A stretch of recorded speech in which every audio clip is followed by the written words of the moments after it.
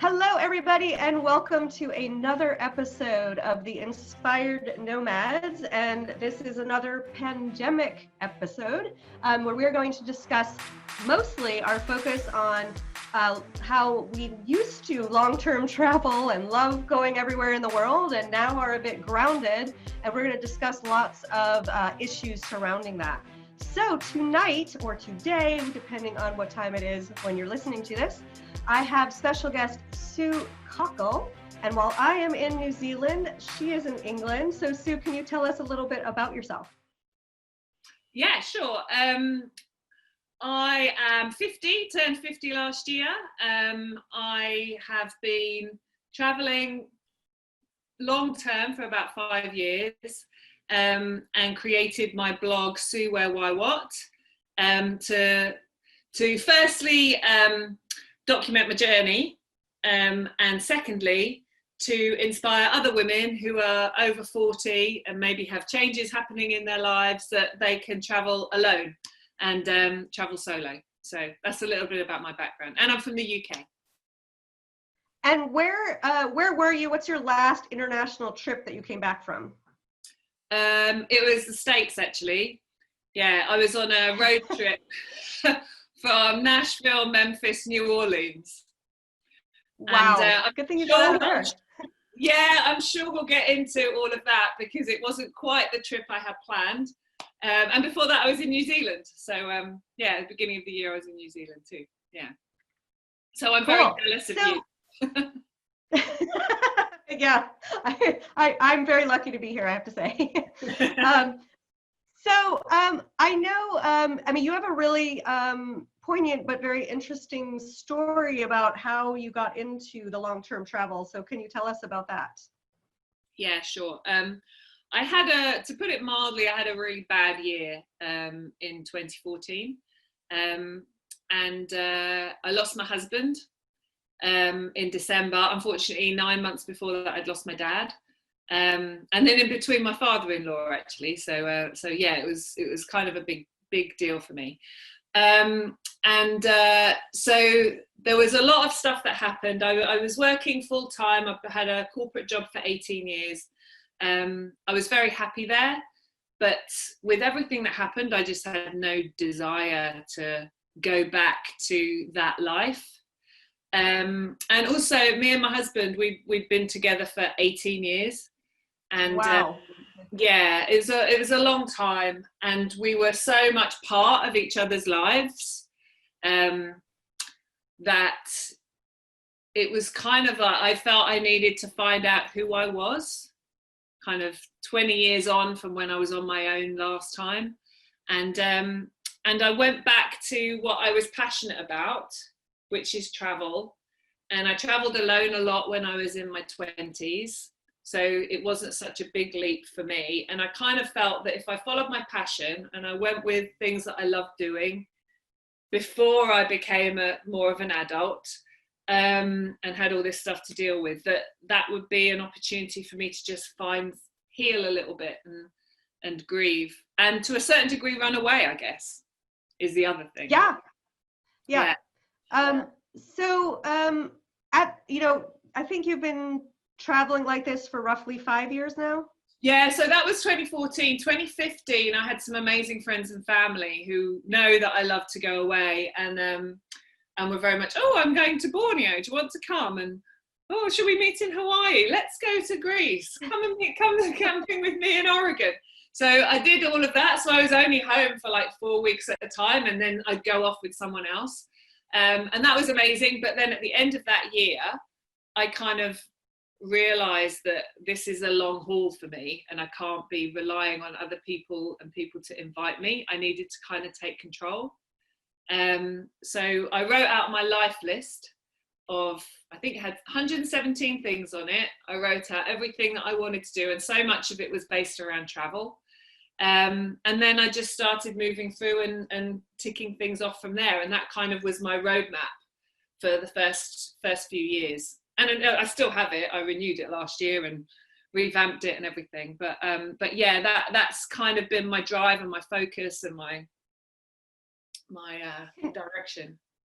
if you remember offhand, like, can you share like 3 of the things on your life list?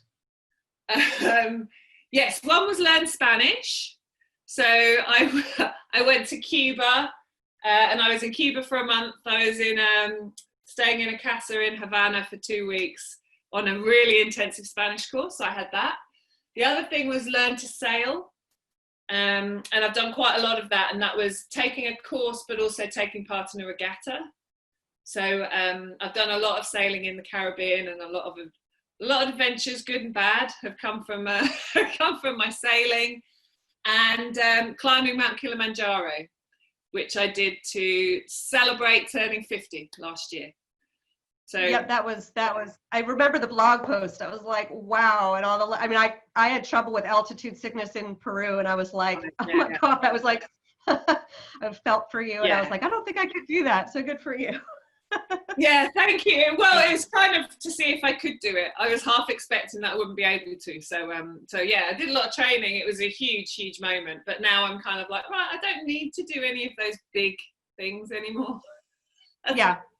I saw it as, because I was in Peru. I did the Inca Trail at Machu Picchu, another thing that was on my list.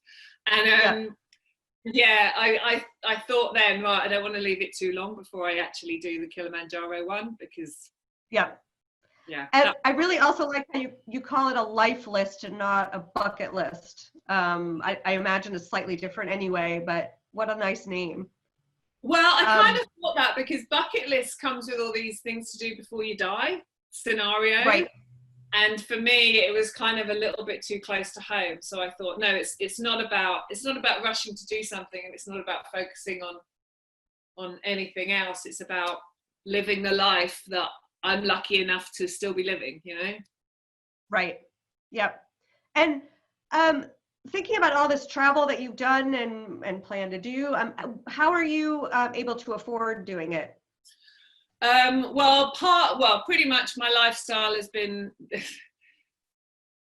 tragic. I'm kind of a very lucky person, because my financial situation has changed quite significantly. I worked very hard. I worked for a big corporation. I got redundancy from them when I left, and I've been with them for 18 years.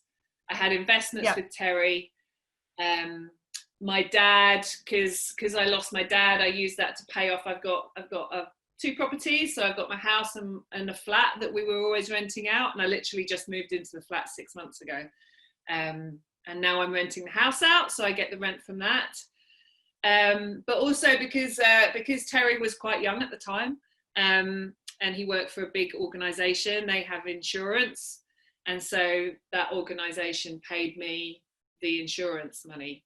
And effectively, so my ongoing income is the rent from my house, but I do have investments, and a focus on making them last as long as possible. So I'm not in any way lavish at all with anything, and travel is the same. I'd much rather take public transport than anything else. So yeah, I'm not. Yeah, it allows me to do anything that I want to do when I want to do it, which gives me an awful lot of freedom. That's great. So speaking of public transport, I mean, I agree with you. I feel like it's winter here. So I'm in a place up north where, I mean, for winter, I don't need to wear socks. I can wear like short sleeves. But I went just 2 hours south a couple weeks ago and was freezing. So I'm thinking like spring is coming, and I would like to start traveling south, but I could rent a car, but I would rather take the bus because personally I like the let somebody else drive, but also meeting people, you know, and how is it for you, like knowing that as you travel now, like would you take public transport now? Now, I'm a little bit more reticent right now. I got on the train a week ago, which was the first time I've been on public transport for, well, probably since the flight I got back for, well, not that the aeroplane is public transport, but yeah, that was probably the last time I was in any kind of situation like that. And before that, I don't know when. But yeah, it's the first time I got on a train for a very, very long time. And I did it because I knew I wasn't going at the busy times. We made sure we came back at the non-busy times. Everyone was all masked up because you have to be on the trains over here. We made a decision not to use the tubes. So we were like, right, we'll get the train in, get the train out and walk. So I'm a little reluctant right now, I'll be honest. Just because of I love public transport, because I think when you're overseas it can give you a real sense of the culture of a country, and the people and how they interact with each other, and just gives you a whole different slice of life. But I might be a little bit more reluctant, but it depends where you are, because there are certain places that you can catch a bus and there's hardly anyone on it. If you can predict that, then I'd probably feel more comfortable. You mentioned at the beginning that you were in America. That was your last trip. So well, it sounded like there's a story to tell, but I'd also like to know, did you come back because of the pandemic, or was it planned before that? No, it was always going to be a 2-week trip. So it was going to be a short one. I was going to meet a friend. So the whole nature of the trip came about that I had a friend lived in Ireland. She was going to the States for work. She wanted to have a holiday there. She contacted me saying, do you fancy coming? Where do you fancy going? I looked at my life list and I was like, this is on my life list. Do you fancy that? Yes. So it all happened like that. But so I left here. She was already out there with work, and everything was fine where she was up in Washington. But things were starting to happen, and probably if it had been me going on my own, I would have cancelled. But on the Thursday, I was leaving at midday, and in the morning got the news that President Trump had closed the borders for everyone in mainland Europe, but not the UK or Ireland. So I thought, right, okay, well, officially, I'm still allowed to go. So I don't know where that sits with insurance claims or anything like that. We were all still very much up in the air with that. So anyway, I took the decision to go, and I went and I met my friend Jill in Nashville. And it was a really weird thing, because we arrived in Nashville knowing that all of this was going on, wanting to have as good a trip as we could possibly have, doing all the things that were on our list to do. But then when we arrived, it was I think it was a Friday afternoon, and Nashville just seemed to be just very drunk and falling out of bars, and it was. And then okay. Now I'm really uncomfortable with this because no one seems to recognise that there's something going on. Yeah, so it was like a constant torment of, we really want to go and do all these things, but when we were told that the Grand Ole Opry and I don't know if I'm saying that right, and Ryman Auditorium, they were closed, they weren't showing anything, none of the shows were going on. It was like, well, we're disappointed, but we're actually kind of pleased that now someone is recognising that there's something happening. And then we kind of made a decision that because of this, we were going to start moving a bit quicker. So from the decision of leaving Nashville 2 days earlier, we then had to rearrange accommodation on the hoof. We were changing everything. We had to bring stuff forward and everything forward, cancelling things to rearrange something completely different. So we were kind of on the move then, and everything was literally kicking off from there. So we got to Memphis and we're told that all the schools had shut and lots of things weren't open. And again, on my list was Graceland. I really wanted to see Graceland, and that was still open, and they still seemed to have like some good systems in there, actually. I was quite impressed. So then we did less time in Memphis again, and it was when we were in Memphis I was starting to get really worried, because my concern was we need to be at home, because this isn't the best place for us to be. We were sharing a room, so it was like, if you get something, I get it. If one of us gets it, we're both screwed, because who knows whether we'll be able to get any health if we need it, and who knows whether we'll be able to get back home again. Mm-hmm. So I was starting to get really, really concerned, and thinking that we just needed to. In my head, I was just like, right, this isn't the trip that I had planned, so we just need to get home now. But the arrangement I had with my car was that I needed to drop it off in New Orleans. So we had a 6-hour drive, I think it was, from Memphis to New Orleans. We'd managed to rearrange our flights to bring them forward, which for me meant I had to fly to Dallas so that I could then fly out. And we spent one night in the French Quarter in New Orleans. Everything was shut. And so we were able to get a takeaway, sit in our room. And then thankfully I was on one of the last planes, kind of the regular planes out. And because I think it was 2 days after he'd announced that he wasn't, no one from Europe could come, he included the UK and Ireland. So we were already in that group of people who couldn't come. So on one of the last planes out, mine was absolutely full. And I thought at the time, right, if I'm catching the virus, it's going to be here. Yeah. But then weirdly, my friend who was going back to Ireland, she had to do 2 weeks quarantine. And when I came back to the UK, there was nothing in the airport, nothing to tell me I needed to do anything differently. And I was like, in my head, that was outrageous, because why would we have such different rules? And therefore I was like, well, if Jill has it, I have it. So I've got to do quarantine too. It only makes sense, because it's all about me giving it to someone else. It's not about me catching it anymore. So I went into quarantine, and 2 days later we went into lockdown in the UK. Wow. So wait, did your friend catch the virus, are you saying? No, we don't think so. She was feeling a little ill. I had a terrible cold when I first got back, but colds and runny noses and everything weren't part of the symptoms back at that time. So I still have no idea if I don't think I've had it. Right. I don't know. I had a friend the other day who said she'd had an antibody test and she didn't realise she had it, but she did feel quite ill at the start, and she's got the antibodies. So, wow. I think all of us are going to be tested.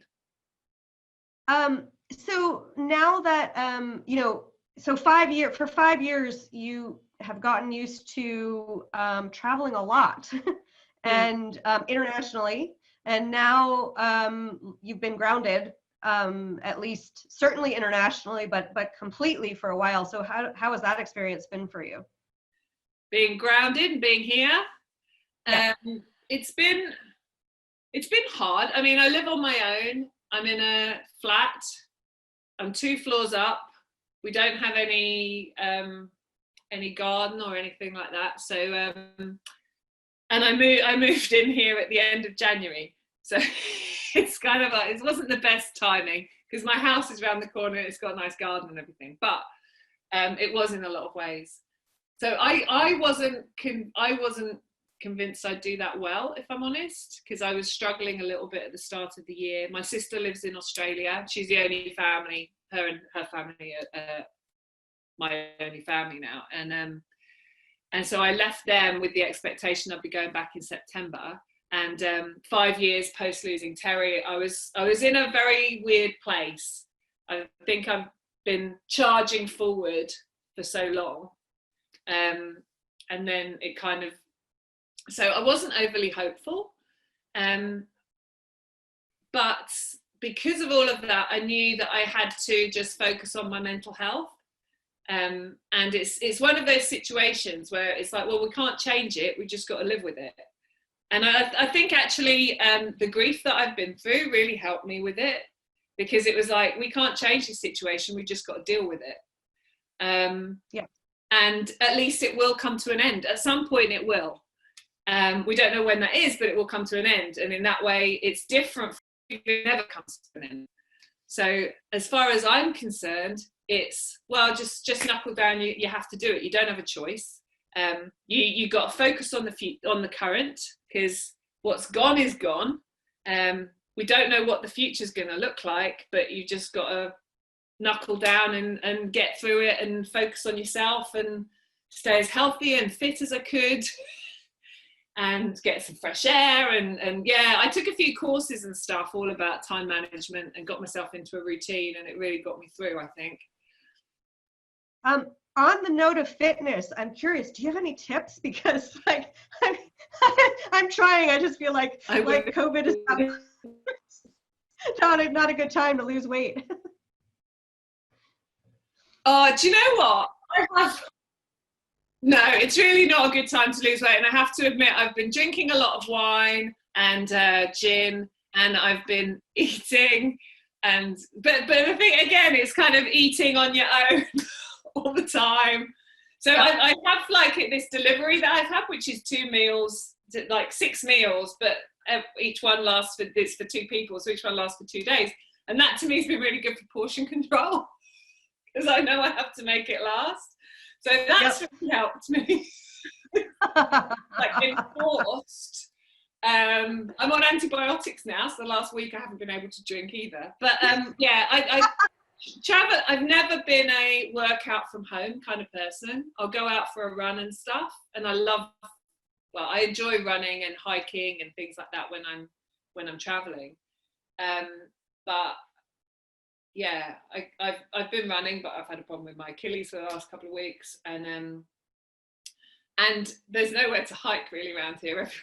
Everywhere's quite flat, so yeah, it hasn't been good for that. But I've found programs that mean I can work out in my flat, so I've been doing that and doing online exercise classes, and that's really helped me. It's kind of like it's not my choice, but I'm going to carry on with this now. I've cancelled a gym membership.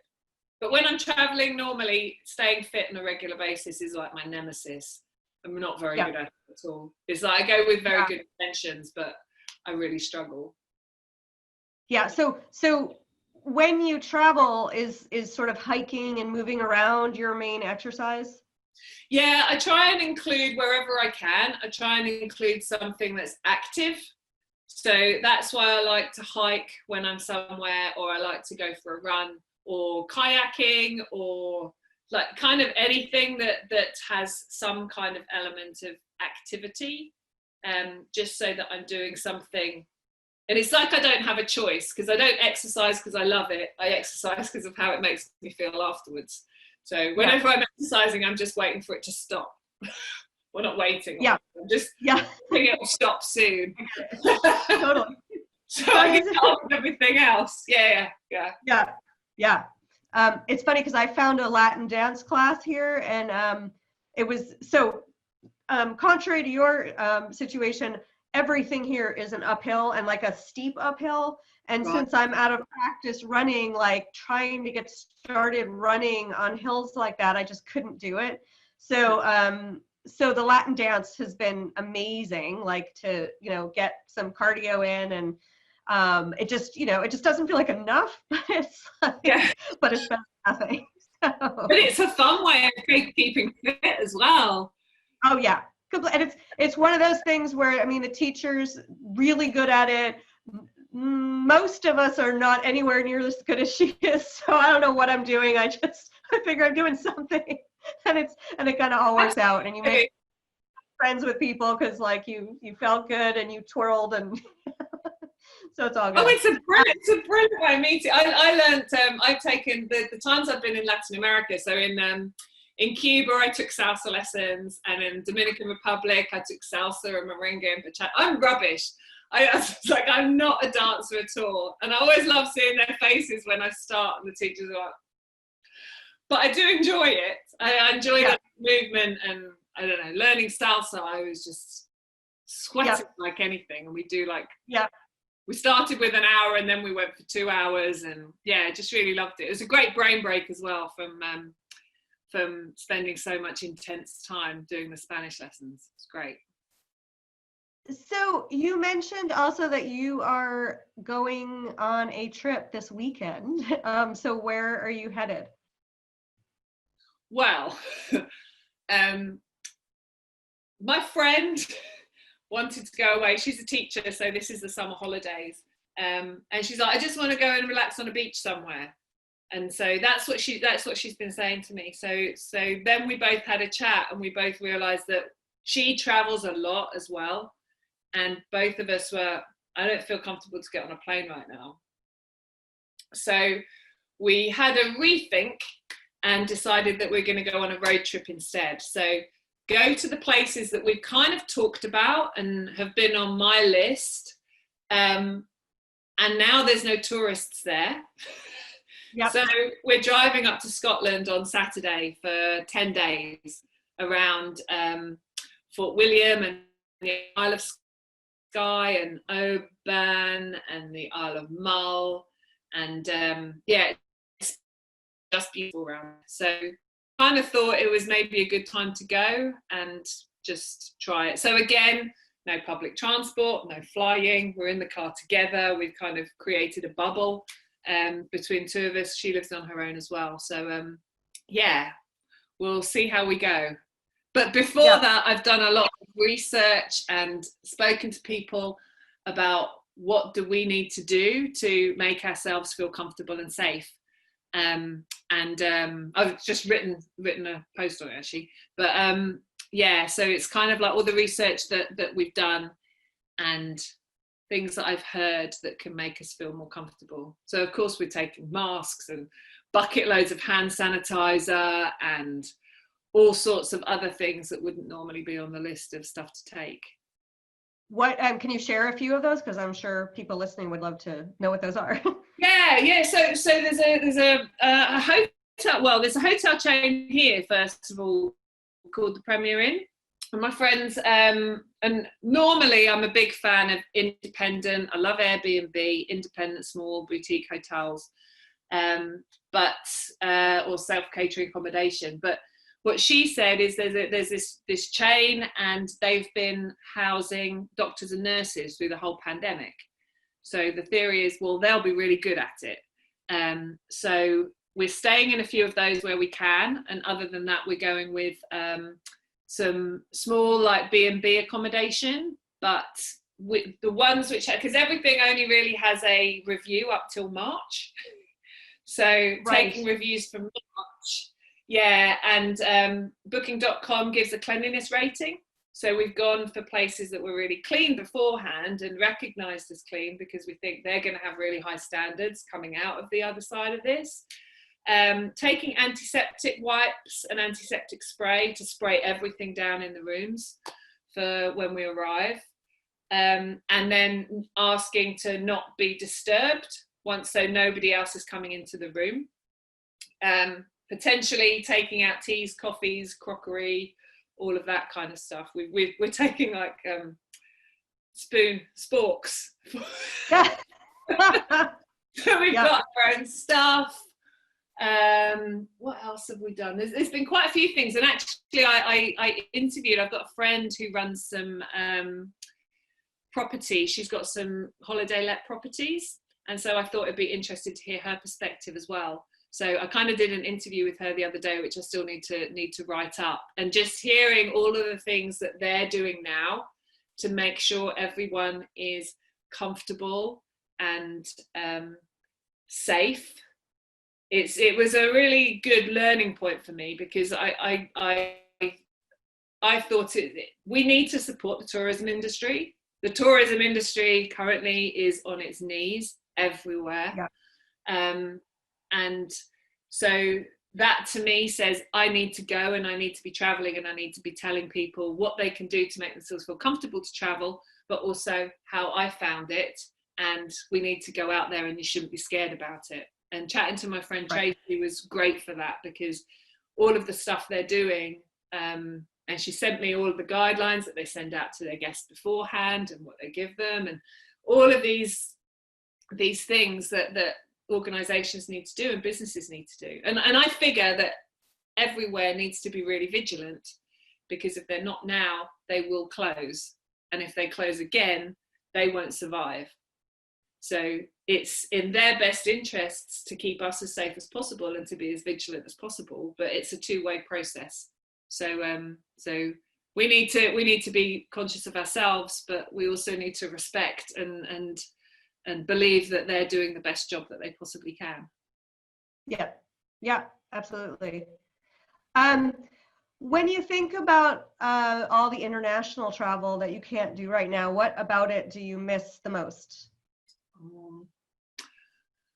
I miss the freedom, and I miss the people, and I miss the unpredictability and the every day is a challenge in a good way. Not always in a good way, but it's still a challenge, and you still overcome it, and you still get the buzz from that. But I'm a big believer it's not really about the place, it's about the things that you do and the people that you meet when you're out and about. And this isn't a situation where you meet people. Even living in a town that I've lived in all my life, I'm kind of a little bit more distant from it now because of the choices I've made about my lifestyle. And you can't do anything spontaneously now. I can't just, well, I probably could just go to the pub around the corner and go and have a drink, but I struggle with that. I walk past it and I love to go in there and have a pint, but no, not today. So there's a lot in all of that I do miss, and I miss the unpredictability because everything has been very routine, and it's got me through mental health wise. It's absolutely got me through, but it's chaos, I think. Yeah. When things eventually look better, do you see yourself going back to all that travel around the world? Yes, definitely. I'm not ready to stop yet. It's part of my journey. So I'm feeling more comfortable now with traveling in the UK. So despite everything, I've got like 60 blog posts or something like that, if not more, in there, and only 2 of them are on the UK. So I kind of feel there's a lot of scope. So I'll start with that. I'm very fond of the Caribbean. I've spent a lot of time there over the last few years, and I'd like to go back. And I think the islands desperate. I mean, cruises. Who knows when cruises are going to come back to the islands? Who knows when the big all-inclusive resorts? So I lived in Antigua for 6 months, and it's all about the all-inclusive resorts and the cruise ships, and they're not coming anymore. And who knows when they're going to be kind of like properly opened up again. So yeah, I see myself definitely traveling. I see myself traveling a little bit differently. So before this, I was thinking more about the carbon footprint of all the flights and stuff, and thinking, well, boats and trains and try not to fly if you can avoid it, kind of thing. And I think it's just reinforced it. And it's also reinforced to me the importance of carrying on supporting smaller businesses and local businesses wherever you are. Anything that's local is a positive thing. Even just in my hometown, I found some local gin the other day, local honey, someone who makes chutney. I'm like, yes, like £5. Chutney's not going to be made out of a gin, right?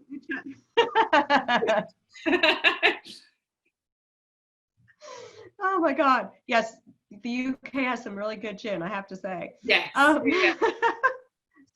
So, any last like comments or feedback that you want to share with the listening audience? I think it is just, it's about, I think from here on in, it's always been about doing what you're comfortable with. It's like when you've seen people out there on the streets, some are wearing masks when we weren't supposed to wear masks. And although initially I struggled with it looking very sinister, and I'm very much into communication, and when half the face is covered, you can't communicate in the same way. We've all got to do it. So it's not about keeping yourself safe. It's about keeping other people safe. And I've kind of lived for the last few months, assume you have it, which I'm unlikely to because I live on my own. I have no contact with people really. But I still have to assume I have it, and I don't want to give it to someone else. And I kind of find it frustrating. But I think it's time that we need to get out there. We all need to. This is the challenge now. It's do what's slightly outside your comfort zone, but we need to be pushing it, because we need to get back to traveling, and we need to get back to supporting businesses, or they're going to close, and we're not going to have the choice and the freedoms and everything that we've had before in the past. So I think we need to do it, but in a sensible way, and a way that we feel confident with. But at the end of the day, all of this has been about trusting each other. Yeah. I go to the supermarket, I have to trust that the person who's serving me is doing it in a sensible way, and they trust that I'm going to keep my distance from them. And it has all been it's been a weird time, because we're all highly suspicious of each other, but we have to trust each other at the same time. Right. Interesting. Which kind of is not that different from traveling on your own as a woman. Good point. Yes. You know what? I realized, sorry, let's end on there was a story that I actually was eager to hear from you, because you wrote this great post about going into central London for the first time in a while, and all of the weird, like, haven't done this for a while. So can you just share that as well? Yeah, it's like, I feel I've had a bit of a hermit's existence. I think we all have to a certain degree. And yeah, I went into London. My friend had tickets for an Andy Warhol exhibition, which I was so excited about, just kind of like escaping from my own little world that I've been in for months. But it included, it was kind of full of excitement and so much trepidation at the same time, because I was getting myself ready to go out. I put makeup on. And although often when I'm traveling, I don't really wear makeup very much, I always keep some, and I kind of forget how to do it. Not that I would wear that much, but I kind of like, what do I do next? And then there was the whole fact of actually getting dressed. I've been wearing the same outfits on rotation for months. So just actually looking at my wardrobe to wear something was quite a thing. And then putting on my jewelry. And I was so excited to be putting on jewelry for the first time in ages. And then there was the trepidation of then getting onto the train and getting there, and what's it going to be like when we're out and about with other strange people. And it was a very, very interesting process. But I think it did me a lot of good, and it did me a lot of good to kind of push that and to go there, because I wouldn't have done it. I've kind of, my concern with this whole lockdown thing is I've become very focused on my own little world, and that's not good. So I need to get out there, and I'm looking forward to it, but small steps. Cool, but good on you. That whole excitement. I mean, even putting on a bra, it's like, wow. I put one on for this, but let me tell you, most of the time I'm not wearing one either. It's like, wow, I feel special. I go into town without one though, but I'm in a smaller town. So. I have been on a few walks, and I'm like, no, don't do this again soon. Slightly overly self-conscious, but there we go. I wonder how many women out there, like, through the pandemic, like, not wearing a bra and feel like so much better. Oh, so much better. So much better. Yeah. I'm telling you, like, it really does feel better. So any women listening, if you haven't tried it, stop wearing a bra while you're in lockdown. It will change your life. Yeah, it really will. Nothing more important things to be worrying about. Yeah. So Sue, that was a super good, fun ending. Can you let people listening, I'm sure, will have questions for you. And I love your blog and your stories, and I want people listening to know where they can find it. So can you share best contact information? Yes, sure. So my blog is called Sue Where Why What, which some people get confused by. So I work on the where do you go, why do you go there, what do you do when you're there is kind of my structure. So Sue Where Why What. And basically I'm everywhere. So Instagram, Facebook, Twitter, Pinterest, YouTube, everything. I'm Sue Where Why What. So look me up and let me know that you found me through Heather, because we've been following each other for a while, and I love your stories from New Zealand as well. They're Oh, kind of, thank you. no, they've really entertained me. That's good. Thank you. And sorry, is your website, is it .co.uk at the No, end? it's actually .com. So SueWhereWhyWhat.com. Yeah. .com. Perfect. Cool. Well, Sue, it has been such a pleasure to have you on. I have actually wanted to talk to you in this series for quite some time. So, you know, sadly we had to do it for the pandemic and not like sharing our like in the moment adventures, but you know, who knows, maybe we're going to meet in person and have live adventures together one day. That would be amazing. Yeah, I love that. Thank you for having me. I really enjoyed it.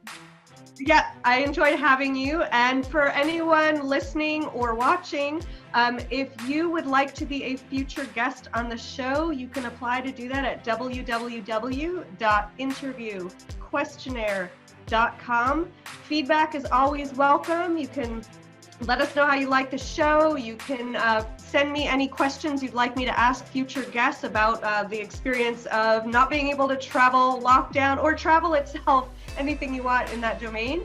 And you can reach me at heather@heathermarkel.com.